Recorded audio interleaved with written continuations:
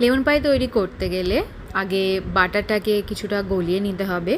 তারপর তোমরা যে কোনো রকমের বিস্কুট গুঁড়ো করে নিতে পারো। আমি বিস্কুট গুঁড়ো করেছিলাম এবং সেটা কিছুটা গরম করে তারপর ঠান্ডা হওয়ার জন্য কিছু নাড়িয়ে নিচ্ছিলাম। তারপর গ্লাস দিয়ে বা যে কোনো কিছু দিয়ে তোমাদের কাছে বাড়িতে যা থাকবে সেটা নিয়ে একটু সেট করে নিতে হবে।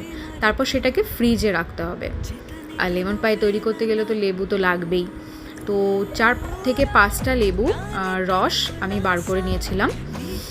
যে যেমন যারা যতটা পরিমাণ লাগবে সে ততটা পরিমাণই দেবে। এরপর আমি মিল্কমেড দিয়েছিলাম, মিল্কমেডের কনডেন্স মিল্ক আর কি। তারপর দিয়েছিলাম হচ্ছে ফ্রেশ ক্রিম আর লেবু অ্যাড করা হয়েছিল।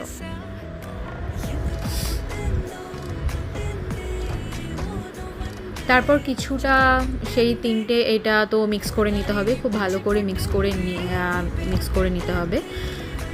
যে যে হিসেবে পারবে মিক্স করে নেবে, কেউ উইস্ক ব্যবহার করতে পারো। তারপরে যে সেট করা ছিল ফ্রিজে, তার উপরে এই মিক্সে যেটা সব কনডেন্স মিল্ক আমরা মিক্স করেছিলাম সেই বিস্কুটের ওপরে এটা ছড়িয়ে দিতে হবে।